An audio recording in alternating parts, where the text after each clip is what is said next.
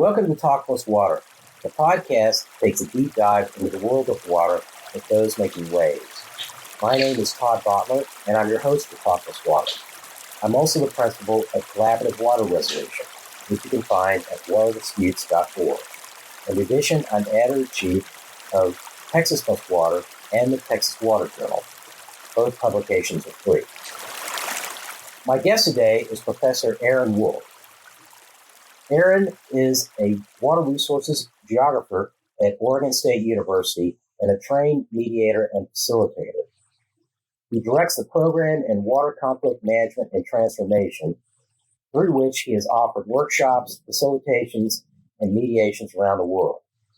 He is also a professor of water diplomacy at the IHE Delft Institute for Water Education.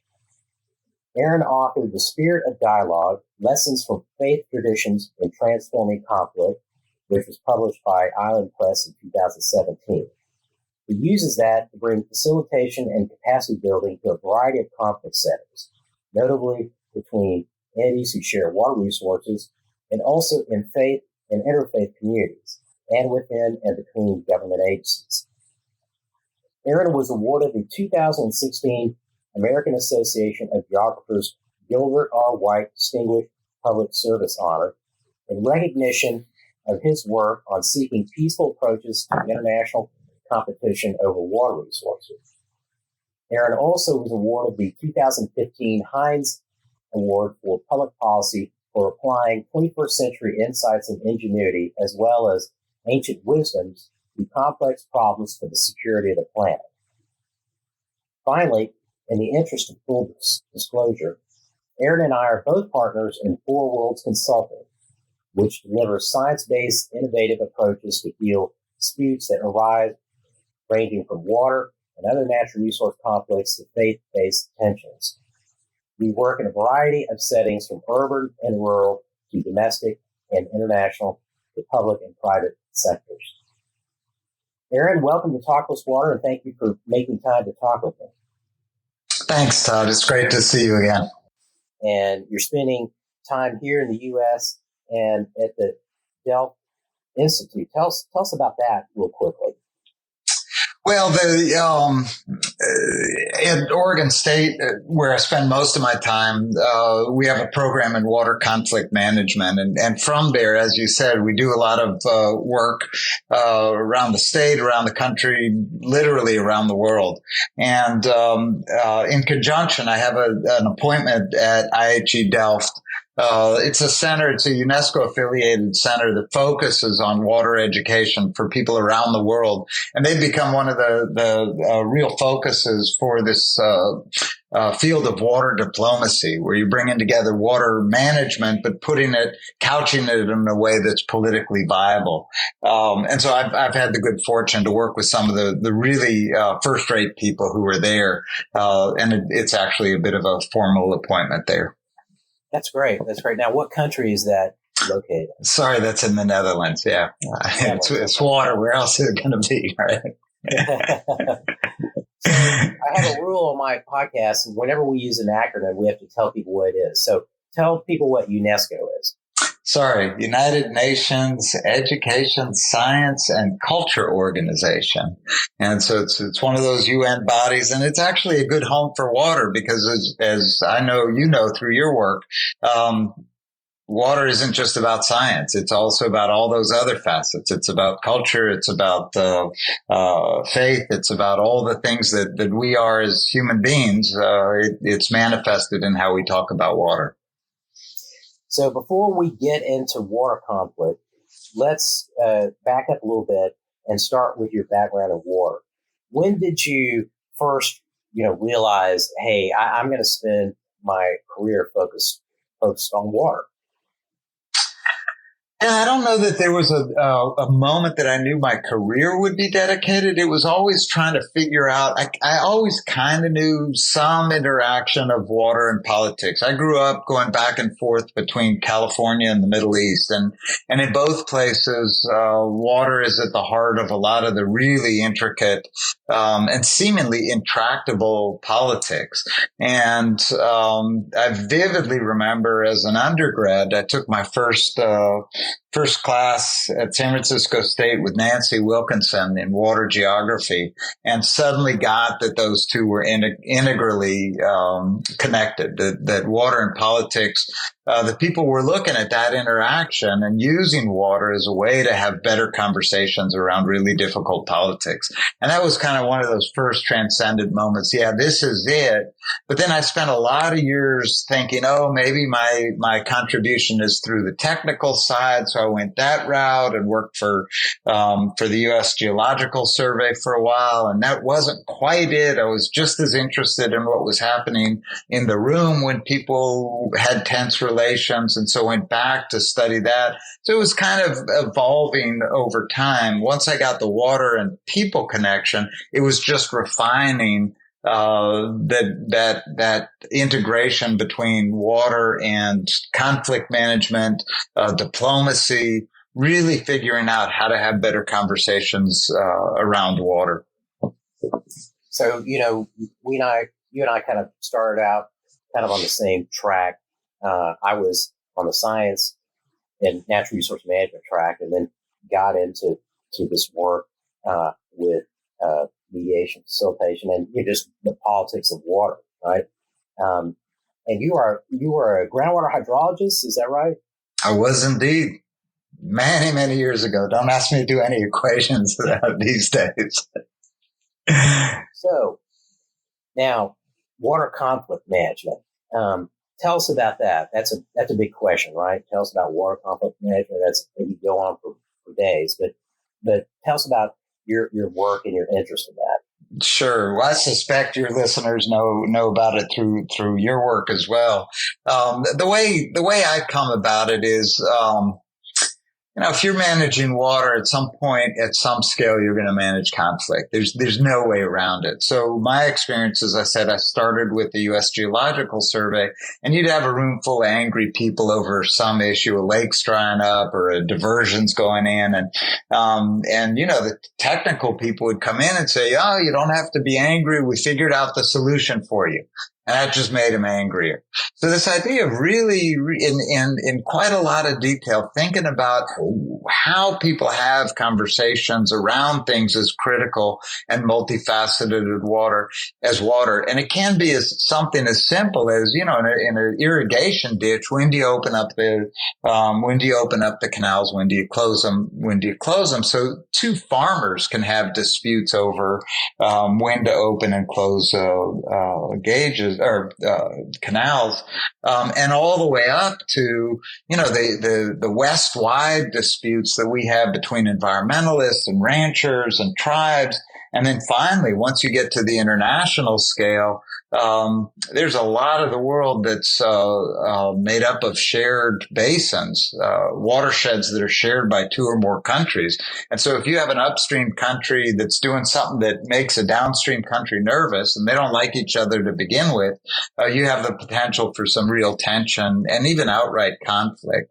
So it's having those conversations better and earlier at all scales that I kind of couch into this realm of water conflict management and transformation. So where do you see most of the conflicts that are going on today? Is it, I guess, there's probably an obvious kind of tendency to say, well, wherever it's really dry, like in the Middle East or someplace like that. But that's not the only place you see them. Right? No, it's really kind of interesting. We did a lot of work trying to figure out what the indicators of water conflict, at least at the international scale, are. And it turns out not to be dryness. It really is. There's whatever's going on in the basin, there's variability and water quality and economic growth.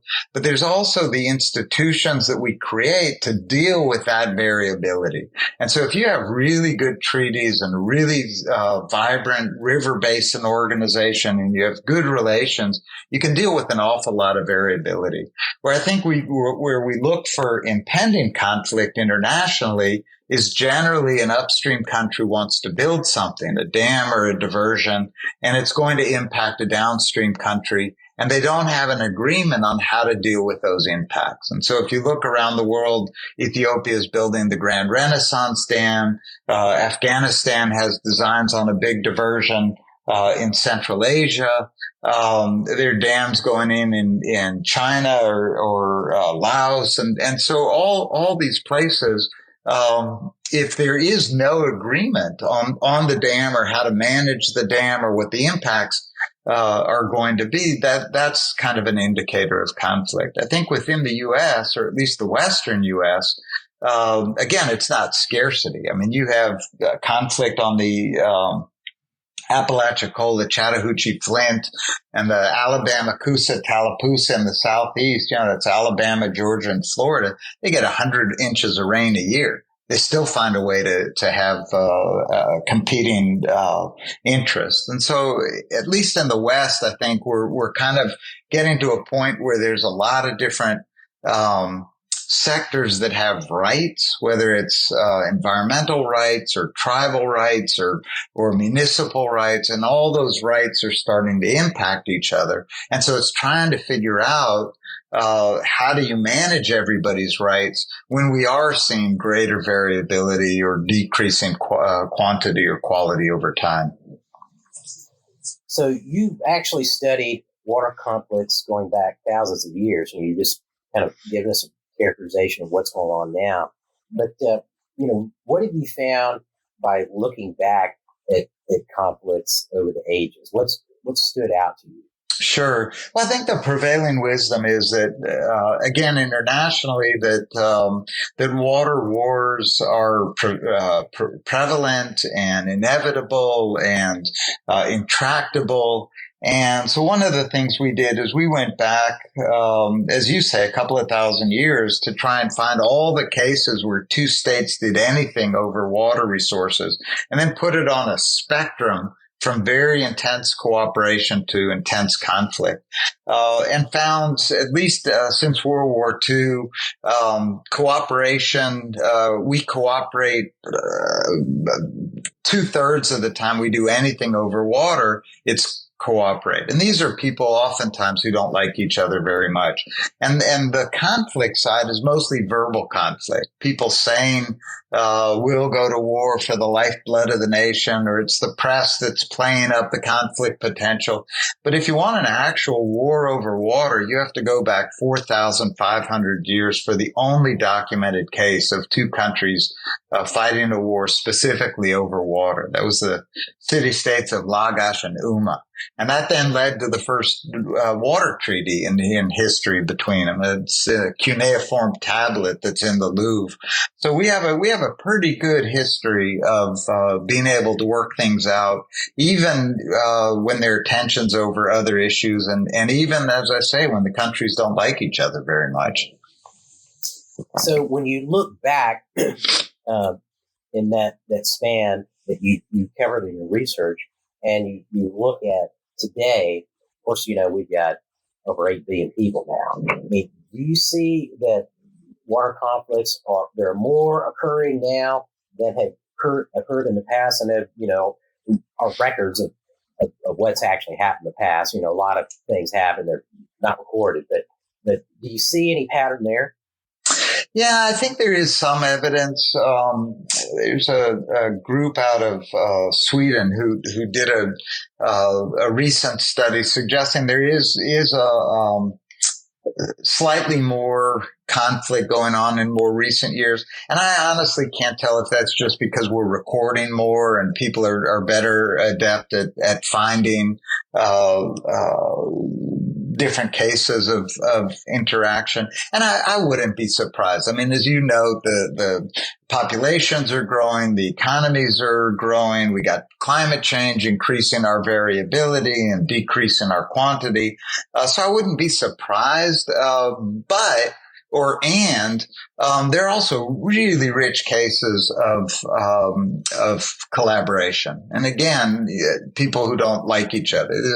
Indians and Pakistanis have resolved their issues. Israelis and Arabs have signed treaties. Azeris and Armenians have signed treaties. I mean, everywhere where you find these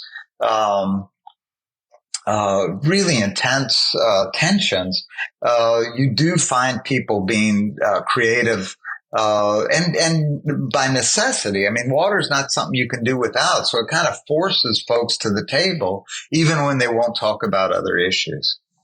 Yeah. Yeah. So, that I went to Nanjing to talk about water and to participate in the conference, and just kind of thinking back about that conference, the people who were attending, were from China, India, and Bangladesh. And, they were a lot of discussion among them about, hey, sharing water and sharing data. And, the folks from India were saying, well, we don't even have data. We don't have any agreements on managing these rivers. But the people from Bangladesh were saying, well, people in India, well, it's the same thing. We don't have data we want, and we don't have agreements with you. And so it seems like, there's a lot of those kinds of issues, especially in the parts of the world that are still building a lot of dams. We're in the United States, I think we're coming close to the end, or, what seems like an end to the dam building era. But that's not true for a lot of the world. They're right in the middle of it seems like. Yeah. No, I take your point. I think, again, one of the interesting aspects of water diplomacy is if you get stuck on one side, you look at the other. So if you're stuck on the diplomacy side, well, what can you do on the tech side? And I think that is something, we now can monitor a lot more from space than we used to be able to. So, keeping your water data secret is not as easy as it used to be. And so, a lot of times that early warning, or simply monitoring what's going on is a lot more doable using satellite data. But I think you're right, and I don't know that we in the North are done with our dams. I mean, it felt like we were, but then certainly where we are in the Pacific Northwest, we're getting more rain, less snow, which means we got to figure out how to store it somewhere. And so what used to, Mother Nature used to store it in the snowpack for us. Now, for the first time since the 60s, we're starting to talk about dams again. Or, whoever would have predicted that we would have a sudden boost in energy needs to do our Bitcoin mining and our AI applications. We all thought we were moving towards a decrease, increasing efficiencies and decreasing demand and water and energy, and it just isn't looking like that's the direction anymore. Right. So tell us about some of the water conflicts where you served as a facilitator. Yeah, so I'll just say where I've been engaged. There are a number of places where, if they did meet, they met kind of in secret and don't want those examples brought out. But I'll say, I'm engaged in one now that just folks that I really have gotten to like and respect an awful lot. And it's a small watershed here in Oregon. It's Lake Gilbert and the Chihuacan Basin, and kind of classic Western issue that a lake went dry and it's on the Pacific Flyway. And so the environmentalists got really concerned and went to the legislators and said, we're concerned about the birds, and you got to do something about those ranchers. And then the ranchers organized, and instead of just gearing up to go to court, they kind of called up and said, can you introduce us to the environmentalists, because we think we can do a lot better together than we can suing each other for 10 or 20 years. And so there's just been a delightful set of conversations between the tribal members and the ranchers and the environmentalists, and they're just getting to learn a lot about each other and work together on solutions that benefit each other.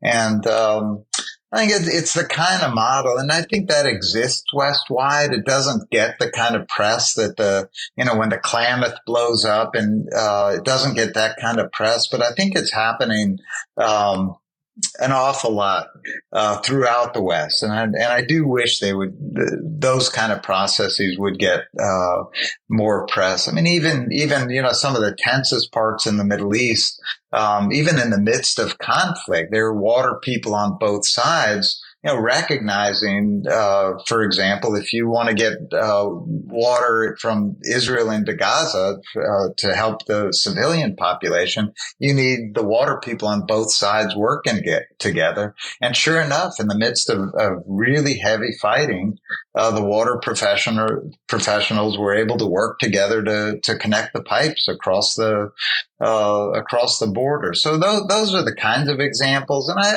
over time, it's been that kind of thing where, again, somebody's building something, and if you just have the right conversation, some of those upstream projects can actually benefit the downstream country. You just got to have the conversation and show how, a certain management regime will lengthen the growing season downstream or help protect against water insecurity downstream. But it's having those conversations earlier, I think, that's the key. I agree. And just kind of thinking about, what I've seen, I mean, I think you're right that when people are cooperating and working with each other, that's not, something that gets a lot of attention and doesn't usually end up in the news. And so I think the perception is just based on, people hearing and reading about this water conflict or that water conflict, because, that kind of drives interest in the news cycle. But I love your example you just gave about ranchers getting together and deciding, hey, they want to talk to the environmental groups and see if they can work something out before people start suing each other, because that's typically I see people going to court first, and that's a real shame.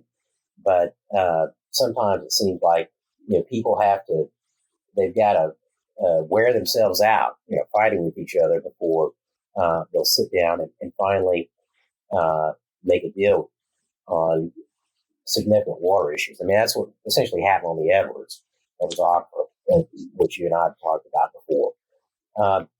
Well, we have also a new element in water conflicts, like we have a new element in just about everything, and that's changing climate and what that means for water.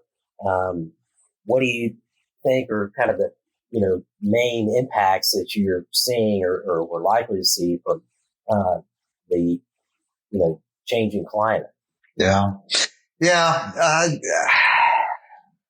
I think there are some that are direct. I mean, as we mentioned, the places that are losing snow in favor, even if they're getting the same amount of precipitation, if they're getting it in rain instead of snow, they have to look for new storage.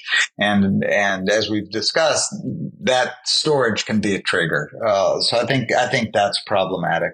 A lot of the agreements that we've worked out over the decades assume a certain regime, a certain hydrologic regime. And if we're now getting more variability that's outside of that historic regime, then we can run into real problems. I think on the Colorado, for example, I don't know what decade we're in the drought, but a lot of the actual infrastructure and governance infrastructure just isn't suitable for the current flows of the Colorado. So I think that's problematic. And then there are these kind of unforeseen consequences, coming to kind of address climate change. There was a while that through the COP process, people were seeing hydropower as kind of green energy and encouraging it. And there's some places that were building dams being encouraged as a way to address climate change. But then they had all this power that was just there that ended up getting used for, as I said, things for Bitcoin mining and for AI generation and for smelting. And, when you got the energy, people are going to flock to it. So it's just,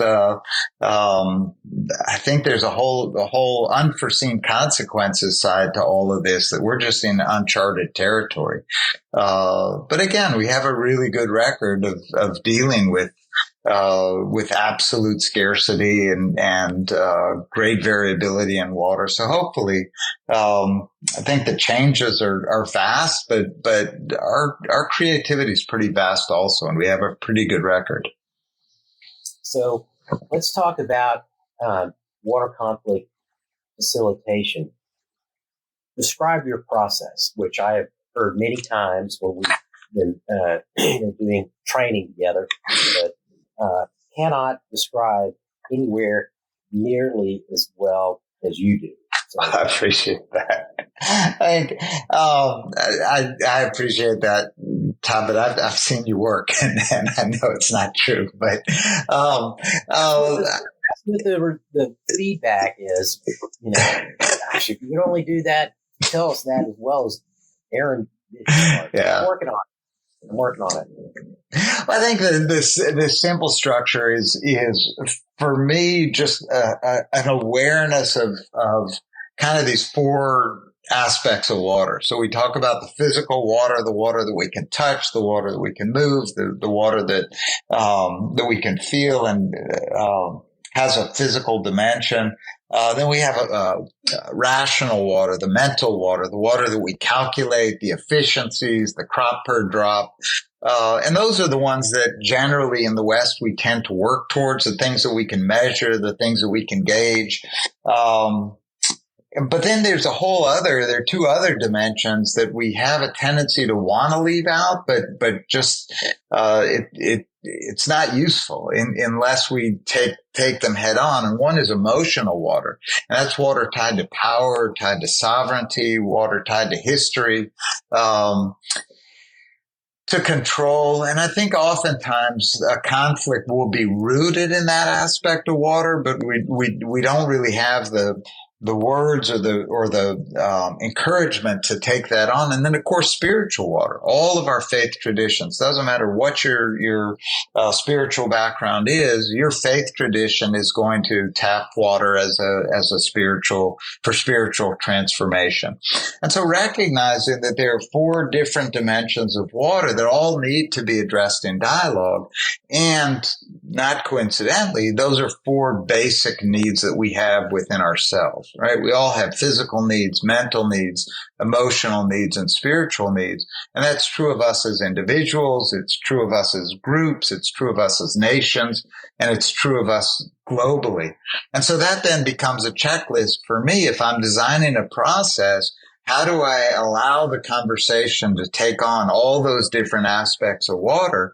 And how do I meet those four sets of needs of the participants? So any group will have physical needs. They need light. They need food. They need good air. They'll have emotional needs. They want to be heard. They want to be able to exchange ideas. They want to feel secure in the direction of the conversation. They'll have mental needs. They want to exchange information and calculate together and model together and figure out solutions together. And then they'll have spiritual needs. And so that then becomes the structure through which you try and meet both the needs of the people and those four aspects of the water that's on the table. So having said that, what do you find to be the most challenging aspect of water facilitation? I think it's being able to bring all four of those into the room. Here in the West anyway, we're convinced we can do everything just using a rational model, that we can model our way out, that we can calculate benefits, and at some point the quantifiable benefits will just outweigh any of our reluctance to collaborate. And we're convinced that water is a technical, input, just like anything else, like, I don't know, tungsten or timber or And I don't think it is. I think that our relationship to water is much deeper and more integral. And so I think given the space, when you have federal agencies and you have people who are thinking in very technical ways, but also people who are very explicit about the other dimensions. Notably, if you have tribes in the room, they're going to bring it to the spiritual dimensions. And certainly there's a whole history that needs to be brought into the room, a history of control and power that needs to be brought into the room. So I think that disconnect between the rational dimensions and the affective dimensions is one that's really difficult. And then beyond that, it's just that things change. By the time you get great relations with somebody or a common understanding, people cycle through and you get somebody new, or you get people whose job it is to kind of wreck a process and make sure that people don't come to resolution. So I think there are a lot of challenges, but again, I'm endlessly struck by the creativity and general goodwill, I think, of people who are working these issues out. And it describing like you did. I'm going to start this part over. Let me make a note. I'm at 31. Okay, I'm going to start over. I'm going to say, so what you described to me, is pretty clearly something that takes quite a while to do. This is not something that you're going to do really over a weekend, working with, people who are involved in some kind of dispute. A lot of times this is going to take years, isn't it? Oh, I think so. And I think that's your experience as well, Todd, is if you look at really good water treaties, especially between people who have tensions, they take 10 or 20 or 30 years to negotiate. And there's always somebody saying, oh, can we, get her done in a weekend, like you're saying. And it just doesn't happen. I mean, so much of it is about the relationships that need to be built before, something as simple as a rancher inviting an environmentalist onto their land to see how they do their work. That's a certain amount of vulnerability. And so, especially recognizing that, there might be a history of people pressuring for more, different laws to control what people are doing. You got to really trust people to start to open up and share what it is that you do, or what it is that you know, or what data you have access to. That's time consuming. There's no way to do it without taking the time. And then how technical water really is. If you don't understand the system, and you got to figure out a little bit how the system works as you come to an agreement, just doing a simple model of a basin is going to take you a couple of good years. So, it's time consuming work, but it's very gratifying, I think, both to the participants when things are working, and of course to the systems themselves. This is what we need to be doing. So when we do a workshop, we usually call it water conflict transformation. And as you were discussing there, what all is necessary, really, would you say that the transformation portion is much more rooted in changing relationships between the people, or creating relationships? Because that's what I've seen as a benefit that people don't really think about when they get into a situation where they're working with these other parties that they've been at odds with, and eventually if it's done well and works out, they've got these new relationships with people who they always saw as an obstacle.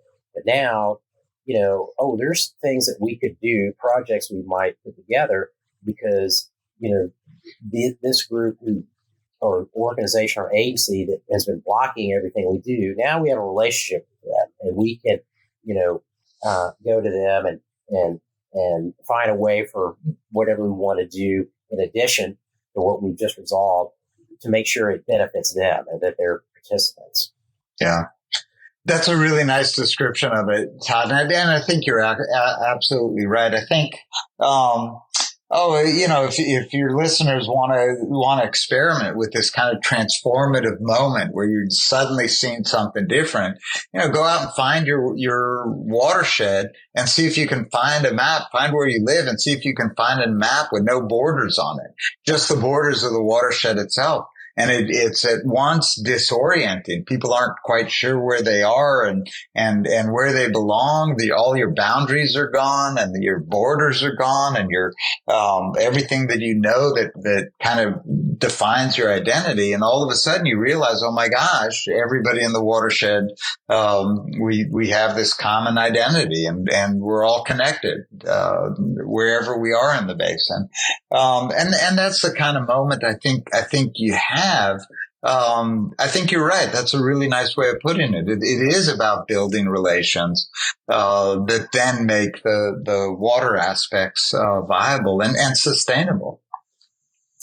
Boy, if they had just made all the county boundaries comply with watersheds and states, how much consternation would that have avoided? Yeah. Well, it was proposed on, what's his name now, though? I just blanked on his name, but early on when they were delineating the western boundaries, that was one of the proposals was to delineate them around watersheds. But nobody back east was listening. They wanted nice straight lines. Right. I wonder if that was John Wesley Powell. It was absolutely John Wesley Powell. Thanks for that. Well, every once in a while, so, Aaron, let's go to our final question. Can you tell our listeners how they can find out more about the program in water conflict management and transformation at Oregon State University, and also about IHE Delft and Four Worlds Consulting? Yeah, well, all three of them have websites.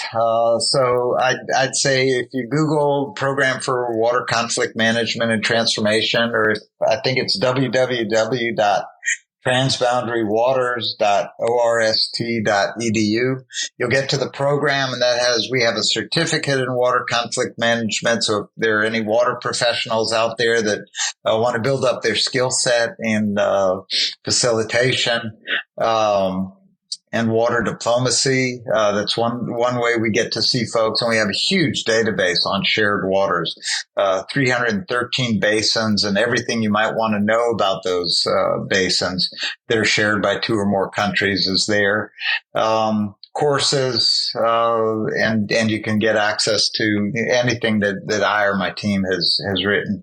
So that's there. IHE Delft has its website. And like I said, it's an institute in the Netherlands that's, geared towards, post-bac education, master's education, specifically in water management for people all over the world. And they do have a track in water diplomacy.